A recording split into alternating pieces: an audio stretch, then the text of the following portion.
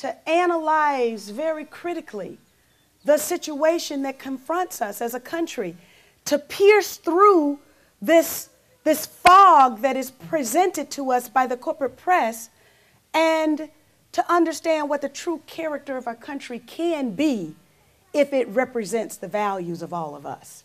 And that's all I've tried to do for 4 years in the Georgia legislature, was to represent the values of people who had been systematically marginalized and alienated and prevented from participating in the process. And all of a sudden, one day, through one singular act of voting one's conscience, they were able to see someone with my values, someone like me, sworn in to represent them in the Georgia legislature. And then, while all of the powers that be that are looked up to in everyday discourse had their candidates for Congress, I thought that I would offer myself for Congress, because I thought that the people ought to have their choice as well represented on the ballot.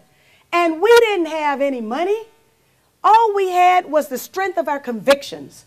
We had $25,000 in the Democratic primary, and we were able to beat 5 people and make it. And our signs, just as people have shown their creativity and their ingenuity even in this Power to the People campaign, because when I was running for Congress, we didn't have signs. We took the signs from the candidates who lost, turned them over, took them to the supporters' garage, and there we screened ourselves. We painted signs ourselves. That was recycling. I was always a green. I was always green. I didn't even know I was green, but I was always green. And so now what we have been able to do, thanks to the Green Party, is to take the green message, the message of the Green Party's values of social justice and, of course, ecological wisdom, of course, of grassroots democracy, and, of course, particularly at this time of war, of peace, into communities across our country. So I say thank you to the Green Party. Thank you for those of you who have supported our campaign, and thank you for today, because I know you are here because you support our campaign. Now, what we have been able to do in the last week is we put out 2 economic papers, and it shows that my education was pretty good, because I don't have $66 million in the bank to hire the best economic consultants or political consultants or media consultants. And basically what I'm going off of is my own conviction and the background of my teachers and my professors in school. But basically, and a little common sense that my mother says I always need to have a little more of. But it's common sense that seems to me that if we have an economic structure in this country that was built by other people who serve other interests other than the interests of the people of this country, that finally we ought to be able to fashion policies that provide for the American people an economic structure of our own. And then, of course, everyone is looking at the economic, as former Comptroller General David Walker said, the financial tsunami that is hitting our country, and it will only get worse as the bonds are devalued for our country, and that's supposed to come in about 2012. So we've got some very serious work to do. And the Democrats would like you to believe that just saying that CEOs don't have access to their golden parachutes, they'd like you to believe that that's the way that they're looking out for you. That's a bunch of bunk. And it's important, but it's the least of all of the potentially important policies that they could be introducing now and passing before Congress adjourns sine die.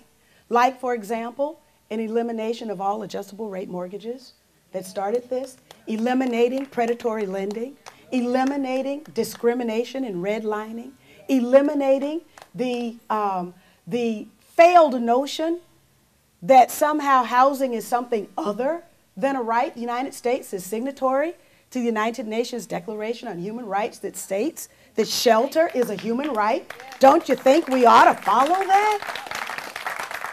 25% of the people who sleep on our streets every night are veterans who answered the call when this country called them. And this is the best we can do for veterans. And now we're creating a new generation of veterans who will be ignored. And even today in the VA office, veterans are not even allowed to register to vote. So we have so many issues that must be addressed. But then I look around and I see people like the valiant people of Haiti, who despite 3 times having their president stolen from them, didn't give up on the value of their vote. And even in the face of 86,000 blank ballots that were found that were going to be counted against René Préval, the people demanded election integrity, and guess what? They got it. And so René Préval sits as president of Haiti today because the people of Haiti demanded that their votes be counted and not some 86,000 blank ballots. But it doesn't just stop with Haiti, because of course we have the administrations in Brazil and Venezuela and Argentina and Chile and Nicaragua and Bolivia and Ecuador, and now most recently a liberation theology former priest in Paraguay will be sworn in, if he's not yet been sworn in, as president of Paraguay. When people vote their values, they actually have an opportunity to get representation of their values. But if we remain in the box of conformity that has been set for us, we will never get that which we truly deserve. And the last thing I would like to say is that the day after the Green Party convention I accepted their nomination for president, I decided that I would go to Mass, because I went to Catholic schools all my life. And something that I had not done in a very long time was to go to Mass. But there was a particular priest who inspired me so much that I couldn't be in Chicago and not visit his church. And that's Father Michael Flager. And when I went to his church, his sermon was tailor-made for me. Because you know what his sermon was? He said, "We who thirst and hunger for justice must never be afraid to be radical." We must never be afraid to be radical. And once we understand that once we are radical, that is the time when we can get what we truly deserve. And he reminded us of the civil rights movement. When folks were radical, they didn't mind being called names. They didn't mind shaking the boat. And what did they get was we got the Civil Rights Act. We got the Voting Rights Act. We got the Fair Housing Act. Now, it didn't take very long for those to be turned back. And the opening salvo occurred right here in California with the Bakke decision.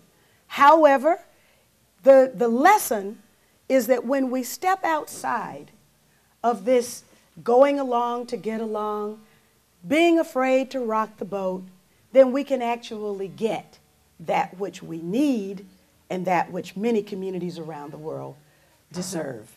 So thank you for helping me to articulate to people who perhaps have given up on the system altogether.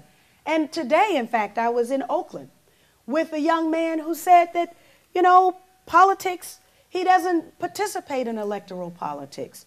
And I just had to remind the audience that gave him a great ovation that I am the Green Party presidential nominee. And please don't give up on politics just yet. Just give us one more chance to get it right. So thank you for giving us a chance to get it right.